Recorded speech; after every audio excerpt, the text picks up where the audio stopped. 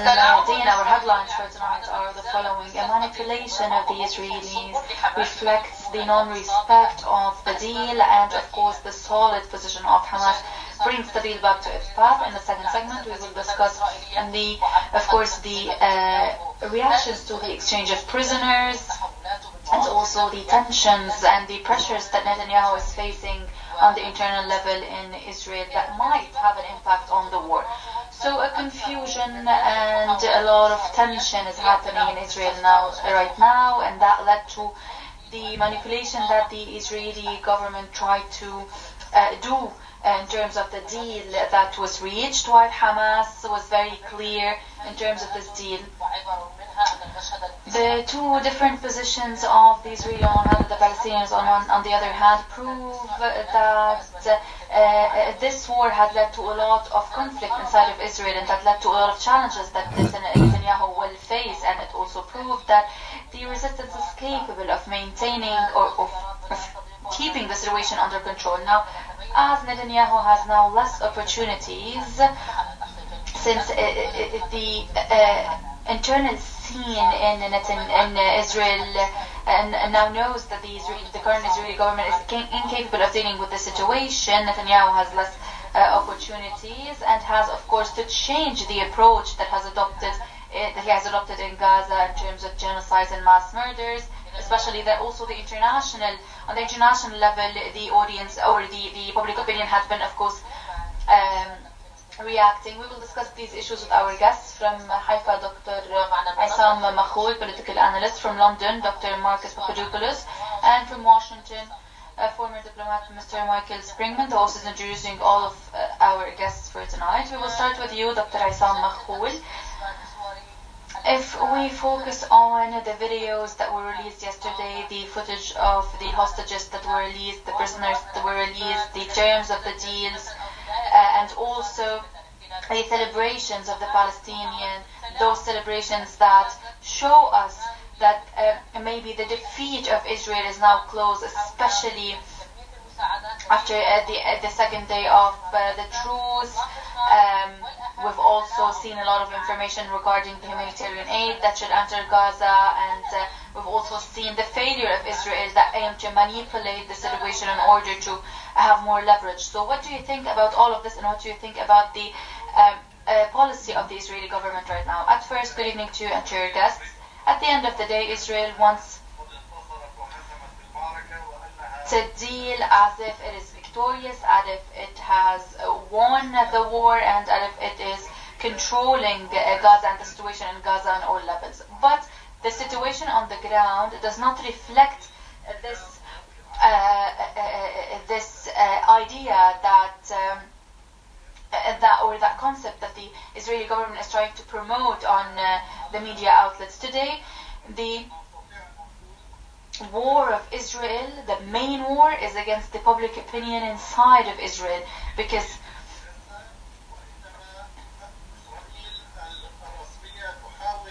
today the government of Israel is trying to take all of the public opinion of Israel as a hostage, especially that it is adopting a very wrong and a very misleading narrative in terms of defeating Gaza, defeating the resistance, wiping out the resistance and dismantling this resistance in Gaza. They are saying that they are capable of going out of this war victorious. They are saying that they are that Gaza is under their control, while they are lying to their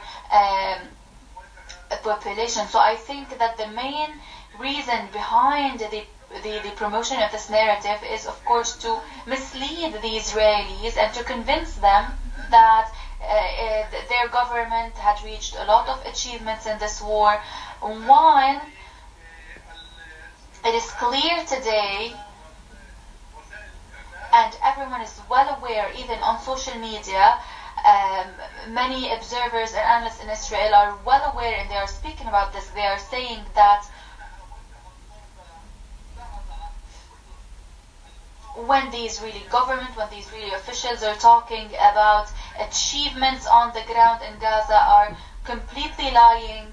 So even Israeli analysts and observers are now quite aware that Israel is lying about the status quo inside of Gaza, or the status quo during the ground offensive that is ongoing in Gaza. Israel is trying to portray itself as a power that is capable of imposing its own conditions while it is not capable of doing so. And when we see the way they are dealing with the released prisoners in Jerusalem and also in the West Bank, they are trying to force the families of those prisoners and to refrain them from celebrating and from expressing their joy. I think that this proves how much Israel is incapable of dealing with the situation. This is a very interesting point, Dr. Mahoul, because of course we have to talk about the conditions that Netanyahu had mentioned at the beginning of the war, his goals at the beginning of the war, and the goals that he are talking about now. So he started by setting high standards, and now he is, of course, trying to reach very simple goals, as much as refraining families from celebrating their released prisoners. And this is a very important point that we should look into. Mr. Springman, I want to know your opinion on the scenery, especially that Mr. Mahoul had talked a lot about the current situation inside of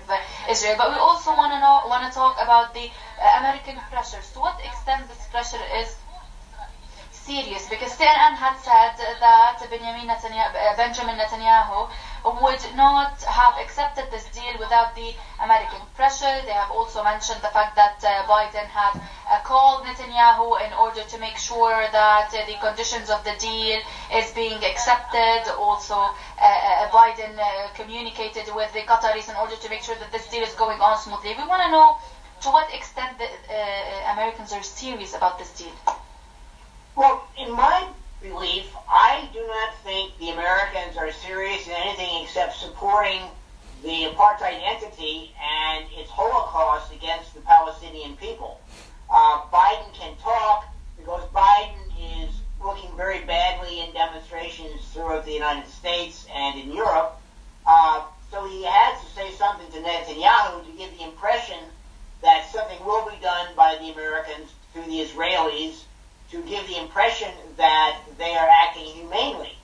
I see no humanism or humane activity on the part of the Israelis. I see them as mass murderers, as do many people demonstrating throughout the United States and in Europe.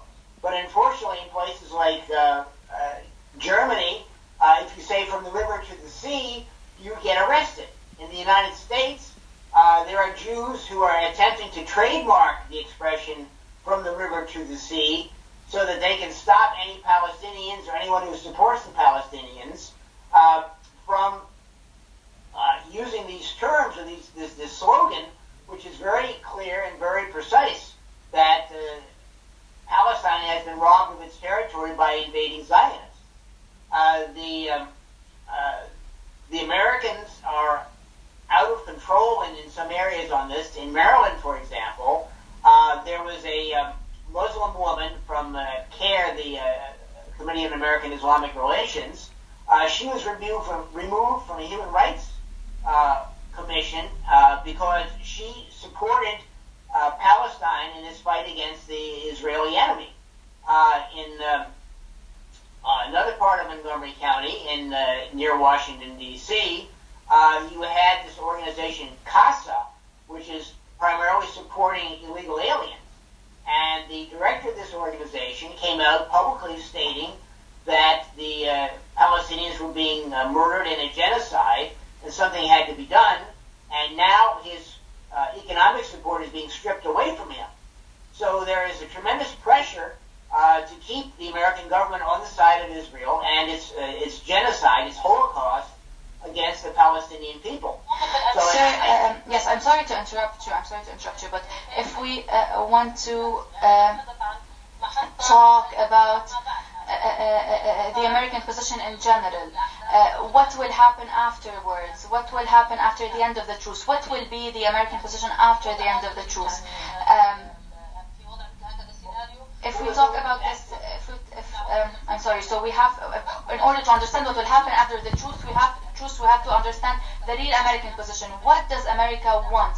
what is the real American position? America is trying to portray itself as the power that is trying to impose this deal to make sure that the deal is going on smoothly, while it is also supporting Israel on all levels. So what is the real American position? The real American position is to support Israel no matter what, to ensure that the Israelis create nothing but problems for the Palestinians, that they can get away with murdering some 12,000 of them, 9,000 of whom were women and children. It's going to go back from its hypocrisy, saying, Bibi Netanyahu, some people claim you're the crime minister, not the prime minister of Israel, but really we're going to say we're going to do something, we're going to imply pressure on you to have a several days worth of calm and lack of fighting, and afterwards, once you get a chance to regroup your position, we will again support you. You can go back to killing Palestinians again. The United States is trying to give more and more millions of dollars to the Israelis, and that's still in the pipeline. Congress is not opposed to this. Congress supports this. Jamie Raskin, the candidate from Montgomery County, Maryland, in the House of Representatives, put up on his congressional website that this is the greatest mass murder of Jews since the Holocaust. So we know where Congress stands. The Israelis are attempting to oust the few politicians in Congress who are opposed to what the Israelis are doing, and they're putting millions and millions and millions of dollars behind their opposition in the hopes of unseating them. So it's going to go back to business as usual. Total American support for Israel no matter what is done. Please stay with us, Mr. Springman. We will now go to Mr. Dr. Marcus Papadopoulos from London. So today many questions are being asked about the European position. So Belgium had a position, also Spain, since the beginning of the truce. Those positions were, of course, or triggered frustration and anger in Israel, and also the Euro-Mediterranean summit will be held soon, and of course what is happening in Gaza is one of the main issues that will be discussed in Barcelona in this summit. So what kind of impact the European position has, especially that it could of course divide the international position? Well, when we talk about Europe's position on the war in Gaza, we have to be specific. If we are talking about the position of the ordinary European man and woman, then it is abundantly clear that the Europeans are firmly supportive of the Palestinian people. If, on the other hand, we are talking about the ruling elites who are in charge of Europe, then again, it is abundantly clear that they are supportive of Israel. And the reason why the European ruling elites are supportive of Israel is because they are beholden to the Americans. The European ruling elites do not represent the opinions of the ordinary man and woman in Europe. They exist to ensure American supremacy of Europe. And as a result of that, the European ruling elites firmly support Israel, because the European ruling elites are very conscious that Israel is the main conduit for American influence and power in West Asia. Therefore, regardless of the fact that the European ruling elites in public are expressing concern over the murder of Palestinian civilians, including women and children, in private, the European ruling elites care nothing for the plight of the Palestinian people. However, that said, there is a concern in private regarding the European ruling elites, and it centres on this. There are two wars being fought in Gaza, a military one and an information one. Regarding the latter, the information war, There is no doubt whatsoever that in private, the European ruling elites, along with the British ruling elite and the American ruling elite, will be saying to the Israelis that the West's image in the world, or the image that the Western ruling elites project of themselves to the world, that they are the guardians of democracy, freedom, human rights and the rule of law, is being severely damaged by the Israeli military campaign in Gaza, because the Israelis are carrying out a massacre in full public view, in full view of the world, and the Israelis do not care. And therein lies a problem for the West, because the West cares nothing for the Palestinians, but they do care for their image in the world. That is why there is a very considerable amount of tension in private between the Western ruling elites and the Israelis. And as it stands at present, the Israelis show no regard for what they are doing in public. That is why there is a great concern in Washington, in London and in Brussels. I'm sorry to interrupt you, Dr. Papadopoulos. Of course, the position, as you said, is quite clear, and also there's a huge difference between the public opinion's position and the government's position. But even if the entire world supported Israel, when we see what is happening on the ground, during this truce, for example, during this deal, even during a 4-day truce and a deal that is well clear, Israel tried to manipulate the situation. And it has also tried to leverage its interest, but it was forced, Israel was forced to go back to the deal, and I think that this proves that the resistance is quite now more influential. We will go back to you, dear guests, but now we will follow a mini report regarding the leverage that the Palestinian resistance has today. So, the prisoners, the hostages that were released yesterday, and the sceneries that we have seen prove that Netanyahu is not victorious. A lot of elements today prove that Netanyahu is facing a huge crisis on international level, especially that settlers and Israeli communities are now very concerned. Some settlements in the north will reach the Supreme Court in order to sue the government. They are not feeling safe in the north, and of course the officials have stated that they have received phone calls, a lot of phone calls by the settlers, saying that they are seeing suspects or Palestinians, skeptical Palestinians walking down the streets. In addition to that, the Yemenis are also exacerbating the situation, especially that they have attacked another Israeli ship in the Red Sea, stating that the diplomatic efforts have ended.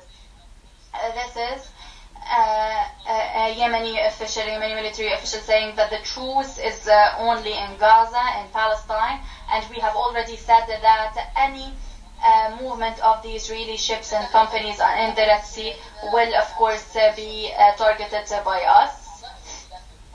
Haaretz stated that if Netanyahu and the other crazy extremists in the government will not, of course, take a more logical approach, the government and its budget will collapse. Of course, the government is incapable today of dealing with the budget issues due to the crises in Gaza. In addition to that, Israel is being more isolated, especially that tensions happen between Brussels and Madrid on one hand and Israel on the other hand. Both countries condemned the atrocities that are perpetrated in Gaza by Israel, and of course the Spanish government summoned the Israeli envoys. Also, Latin American countries such as Chile and Honduras, and of course other Latin Americans, of course, has summoned or had kicked out the ambassadors. Now, in terms of the public opinion is always supporting Gaza since the beginning of the war. They are condemning the ongoing massacres that are happening in Gaza. and protests are still being organized in Berlin, in the US, in London, New Zealand, Sweden, South Korea. All of those people took the streets in order to call for a ceasefire. Back to you, Dr. Aysam Makhoul. You have talked about a lot of elements and a lot of news, a lot of events on the internal level of Israel. And you have also said that Netanyahu is trying to portray himself as a victorious leader, while he is not one. Of course, he's facing a lot of tension. So what kind of crisis Netanyahu is facing on the inside and the internal level of Israel, especially that the truth will end soon? So what do you think will happen afterwards? At first, we should say that Netanyahu and his government are now the hostages of the narrative that he had, of course, promoted during the first days of war. It was a very illogical narrative, an illogical approach. He said that he's capable of reaching a lot of goals, while he is not. So I think that the support that Israel had at the beginning of this war did not happen because the Western countries considered Israel as a victim, but they supported Israel that much because they doubted the fact that Israel is capable of reaching a success or a victory. So they knew that Israel is incapable of reaching such goals and such objectives. So that's why they supported Israel that much. And today, Israel is facing quite huge troubles, and this is a belief in Israel. Everyone believes that. And I think that since the beginning of the war, this is the first time that we are hearing talks here inside of Israel about holding Netanyahu responsible, about suing him for being a war criminal, for being, of course, a corrupt politician. And I think that this is quite a precedent, because during wars, Israelis are quite supportive towards their government. So when we see an international conviction in terms of the capability of Israel, of course, of reaching a victory, this conviction will, of course, impact the role that Israel plays in this imperialist system in the region. I think that today the role of Israel as a proxy of the Americans in the region, as the tool that America uses in the region, is now, of course, being impacted. So this role will change, or I think that this role will change. And if we go back a few weeks from now, when Israel was saying that, or when the Israeli officials said that the settlers, the residents of the settlements in the envelope of Gaza, did not agree on going back to their houses, to their kibbutz, without wiping out Gaza, without removing every Palestinian from Gaza. So this was the main goal. The government of Israel wanted to reach this goal. The government of Israel wanted to displace all of the Palestinians from Gaza to Sinai. And also, in the north, the same discussion was going on. They were saying, the government was saying that the residents of the kibbutz and the settlements in northern Israel don't want to go back until of course, elite fighters of Hezbollah are removed from the borders and are, of course, respecting the 1701 resolution. So the goals were so huge, the standards were so high. And when Israel is incapable of reaching a huge success, a success that, of course, will satisfy the public opinion, we can say, or we can feel that Israel is, of course, Israel leverage is decreasing. And we're not talking about concepts or ideas that the Israeli settlers are talking about. Rather, the government is talking about these issues. And Israel went into this war considering it an existential one, a war that will put an end to the Palestinian cause, a war that will wipe out this cause from the history, and that will find a solution for this conflict outside of the territories of Palestine. And I think that this is their huge failure. They have lost this war in terms of course, wiping out the Palestinian cause, and this is being reflected in a very bad way on the morale of the Israelis. And of course, let's not forget that there's a huge economic crisis, an unprecedented economic crisis, and we're still at the beginning of this crisis. And of course, Israelis are sensing that they are facing, of course, a hell of crisis. Of course, this is true, especially if, of course, the government will collapse in managing the budget soon, especially that, of course, the Israeli media outlets are talking about that. So these are very interesting points, because the budget is quite an important issue in Israel, and this had led to, of course, the success of the deal, because Netanyahu doesn't want his government to collapse. He doesn't want to go to the elections and face a huge crisis, because, of course, everyone is saying that Netanyahu is facing huge failure on the political level. Mr. Springman, Dr. Springman, these are some of the main issues that led us to say that there are a lot of questions regarding the Israeli-American relationship, and especially that there are a lot of facts and events going on. Do you think that those facts, those events will lead to a transformation in terms of the American behavior towards Israel? In my belief, no. There will be no real change in the future, or at least the near future, because the United States, as your guests have already noted, are using Israel as an aircraft carrier in the Middle East, as a cat's paw for American imperial ambitions in the region. And as long as the United States keeps pouring money and political support into Israel, we're going to get more of the same. I've seen articles in today's Washington Post talking about Christian Zionists in the United States who are sending money and supplies to Israel. They even want to give them armored ambulances. And they don't seem to have any conception of what is really going on in that region, and that they feel they are supporting American policy and supporting Israel. The settlers, the colonists, really is what they are scared because they're afraid that the Palestinians, who are tough as nails and tough as old boots, are not going to give up, despite how many thousand the Israeli government murders. The Israeli government has serious problems in economics since they quoted 300,000 reservists out of their economy. They've kept the Palestinian workers out of their economy since this fight started.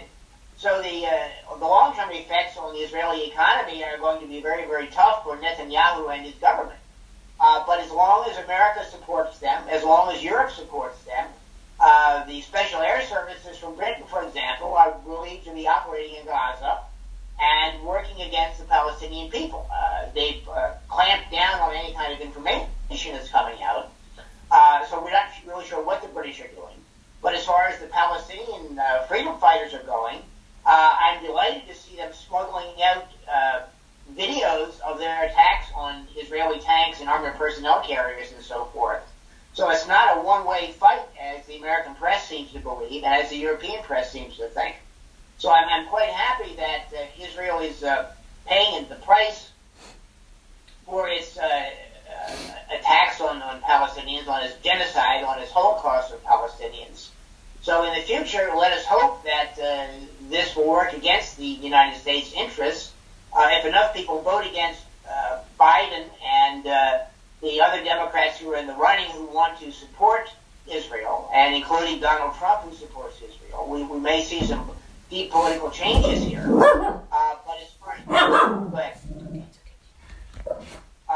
as far as the future goes for Israel, I think they Sorry to interrupt you, sir. Sorry to interrupt you. We will now go to Mr. Papadopoulos, because I want to seize this opportunity, because you have, of course, mentioned a very important issue. You have focused on the British role. So I want to ask Dr. Papadopoulos about the role of the UK. Of course, the UK is not very happy to see of course, the losses of a lot of high-tech vehicles and tanks and equipment that the resistance is, of course, destroying in Israel. Israel. Of course, let's not forget the fact that a lot of reservists in Israel had, of course, fled this war, had tried to escape, especially during this existential war. So what is, of course, the purpose of supporting Israel during this war? Of course, they are paying a huge cost, but without a purpose, without, of course, a result. So why would those Western countries neglect the public opinion and keep supporting Israel with a lot of money in order, of course, to perpetrate crimes and massacres? Well, first of all, let it be known that the root of the suffering of the Palestinian people is the Balfour Declaration of 1917, when Britain promised land which was not theirs to another people. So that is the root of the Palestinian people's suffering. In regard to Britain's position today in relation to Israel, well, without Israel, there can be neither American influence and power in the Middle East or British influence and power in the Middle East. So, like how America year on year gives a blank check, so to speak, to America, Britain also year on year gives a blank check to Israel. Now, regarding British public opinion, yes, British public opinion is emphatically in support of the Palestinian people. But despite that, the British ruling elite care nothing for the opinion of the British people. There is no democracy in Britain. Britain is a tyranny, like how America is a tyranny. Tyranny comes in many shapes and forms. The difference between the tyranny in Britain and tyrannies in other parts of the world is that the British tyranny has an enormous amount of cosmetic surgery. The British propaganda is quite extraordinary. So it follows that even though the British people are disgusted with multiculturalism in Britain, they are disgusted with how Britain has been flooded with immigrants, the British establishment cares nothing for their opinion. And even though the British people were overwhelmingly against an invasion of Iraq, again, the British establishment cared nothing for the British public opinion in regard to Iraq. The British ruling elite care only for their interests, and that is why they are giving political, economic, military and intelligence support to the Israelis. The British know very well that thousands upon thousands of Palestinian civilians, including children, have been massacred by the Israelis in the last few weeks, and they do not care about that.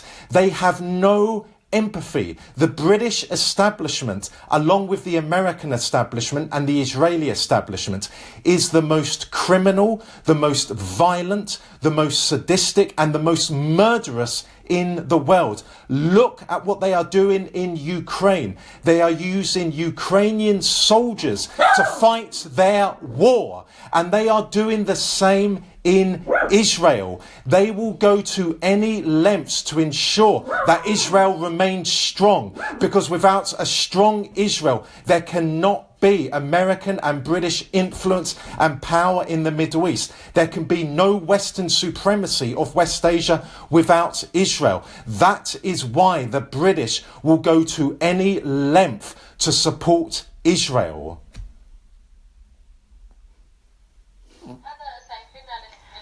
Of course, this is quite an important issue, and this will lead us to talk about another axis, another theme, especially that the US and its allies today, among them the US and the UK, are facing huge tensions in the region. They are facing huge challenges because in the aftermath of this war will not be the same as before. And the consequences will be, of course, extended to the region. Please stay with us. We will go to a short break and come back to complete our discussion.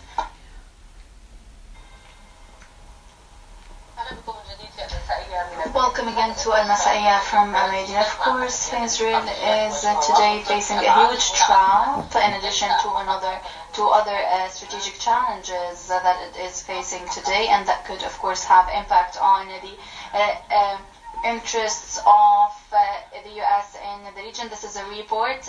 We can see a released prisoner shouting in support of Mohammed Deif, the leader of Al-Qassam. So, of course, the US and Israel will face huge challenges in the region. At first, they are, of course, facing risks in the Red Sea, where the Yemenis are, of course, targeting deliberately any Israeli ship. So today, this Yemeni danger, this Yemeni, of course, threat is having a huge impact on the activities in the Red Sea. The officials in Yemen, in the Houthi government, said that the truce is only located in Gaza, while of course we will keep having activities in the region. On the other hand, the image of the US in West Asia, of course, had faced huge consequences, because it had supported Israel despite all of the genocide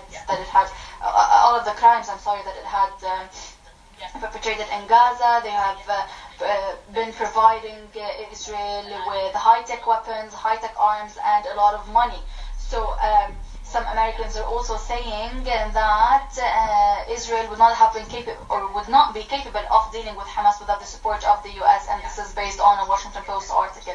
In addition to that, there are many geopolitical challenges that both countries will face, and that will have an impact on the stability in the region. This will also undermine the capability of Washington in terms of dealing with its enemies and adversaries in the region.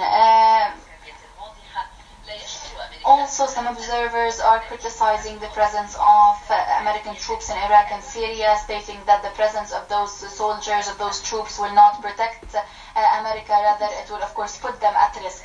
So tensions between Tel Aviv and Washington could also be triggered by internal American issues, internal American discussions, because some people on the inside of the US could question the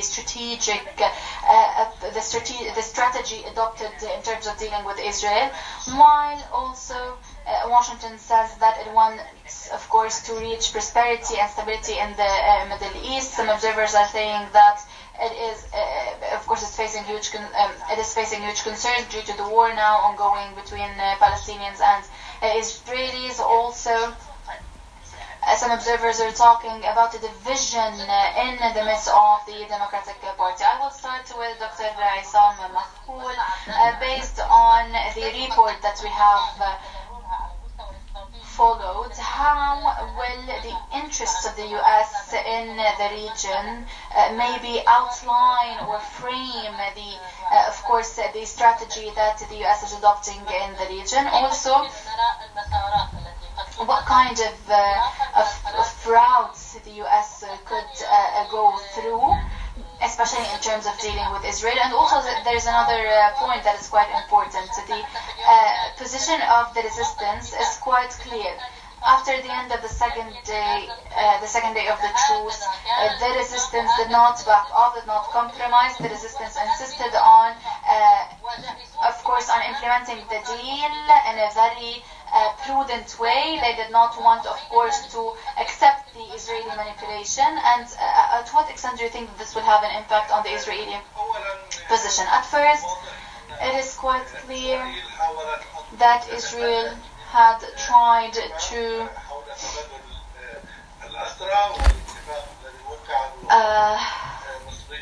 get away from this deal that was, of course, engineered by Qataris, Egyptians, and Americans. And on the other hand, we see that the resistance is quite, of course, it has a solid position. They insisted on implementing the deal in a very meticulous way, and this had led to a lot of challenges for Israel. Why? Because it was not capable of manipulating the situation, and also because there was a shock that the Israeli public opinion had faced. They saw their government as responsible for, of course, of course, for the failure of the release of the hostages, or the potential failure of the release of the hostages. So this had triggered, of course, maybe a confrontation or a conflict between the Israeli public opinion and the Israeli government. Now, Now,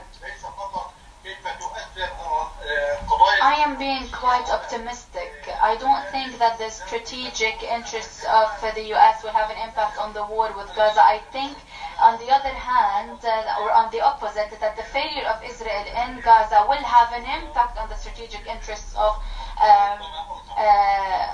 the US and Israel in the region, maybe also on the international level. Allow me to say something outside of the context of your question. Let me talk about the measures taken by the Yemenis, the Houthis. I want to remind you of the report that was published by the Pentagon in 2005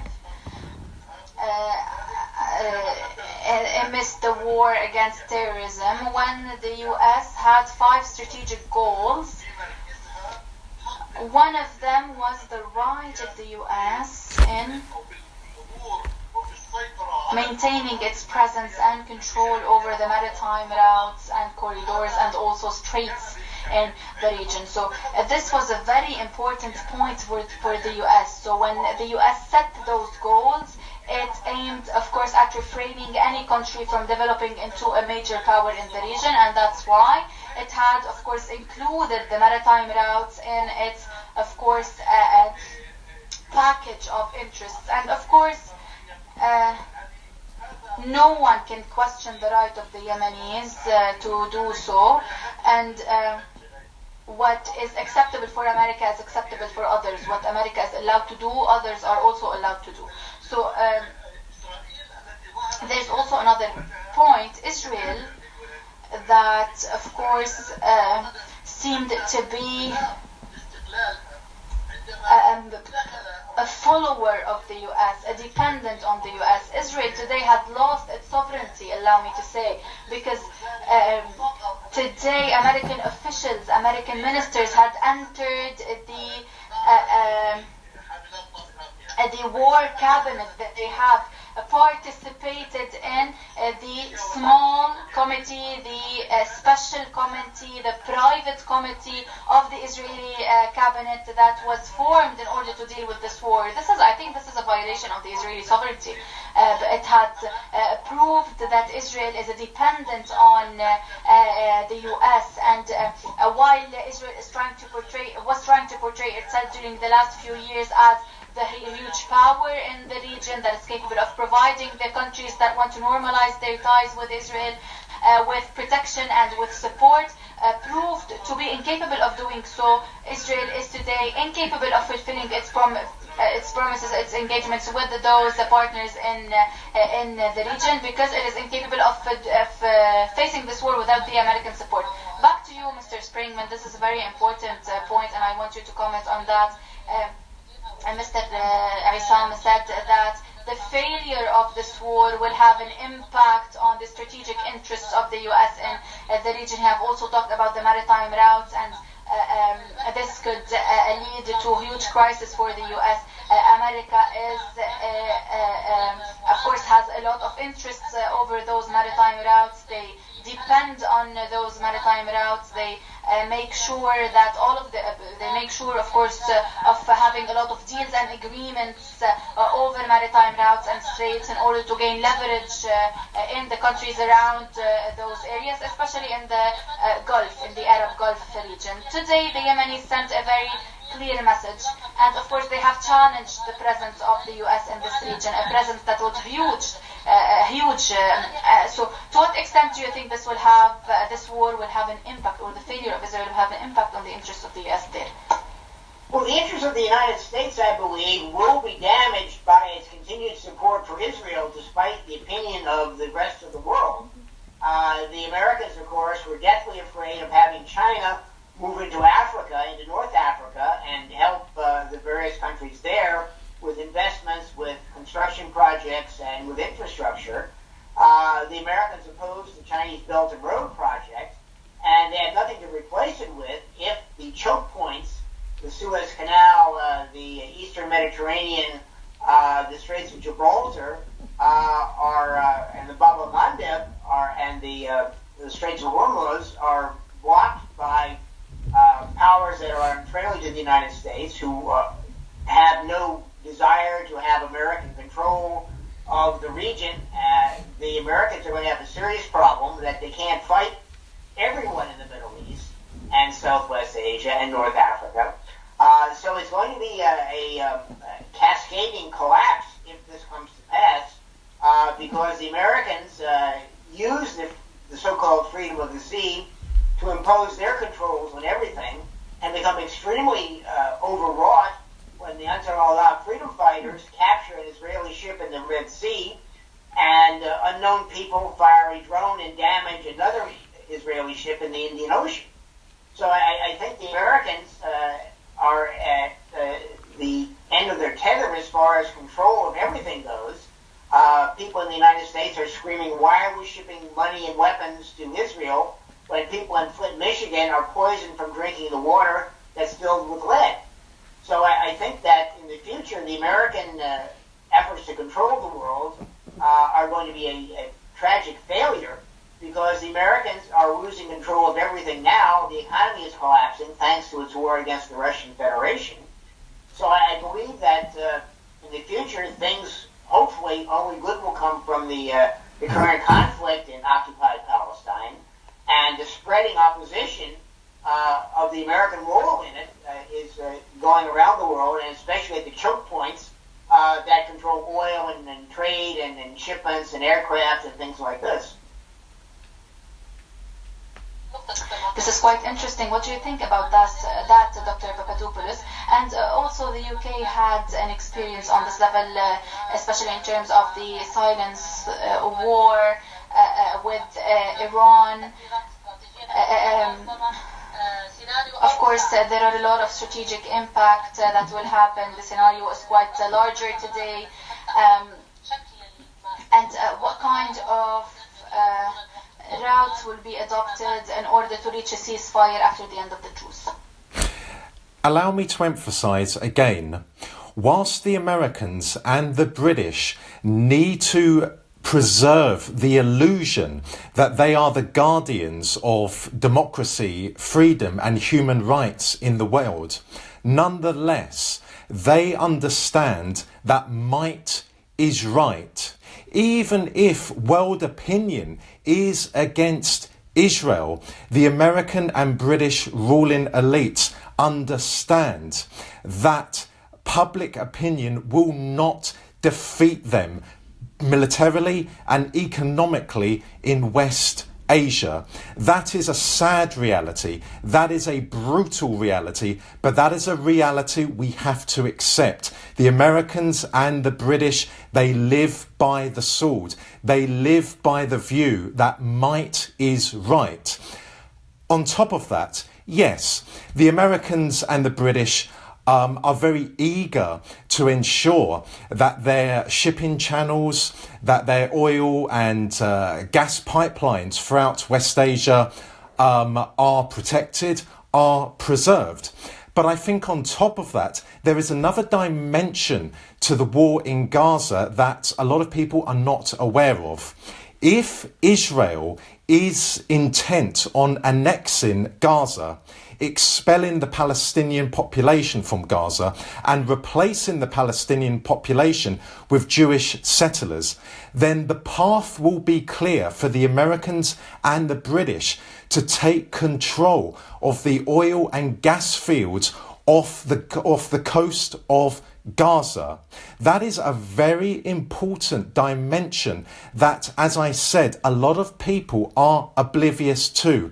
Palestine has a coastline. It has a coastline in the Eastern Mediterranean, and Palestine has oil and gas fields, which, if the Palestinian authorities are allowed to capitalize on, it would bring immense wealth to the Palestinian economy and thereby the Palestinian people. But the British and the Americans want to get their hands on the oil and gas fields off the coast of Gaza. So therein could lie another reason as to why the Americans and the British have told the Israelis, you have the green light to press ahead with your invasion of Gaza, with the intention of Israel taking control of Gaza. Because, as I said, that would mean that all of the oil and gas fields in the Eastern Mediterranean are ultimately controlled by the Americans and the British. The Americans and the British have brought the Greek government together with the Egyptian government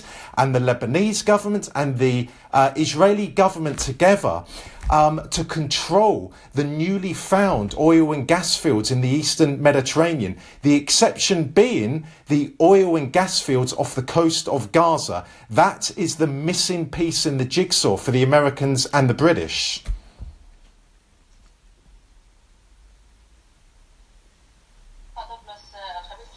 Dr. Marcus Papadopoulos, the host, is introducing you and thanking you for being with us. Dr. Springman, the host, is also introducing you and thanking you for being with us. Dr. Isam Makhul, the host, is also thanking you for your contribution. Thank you so much for being with us. Thank you, Dr. Springman and Papadopoulos. Our discussion is over.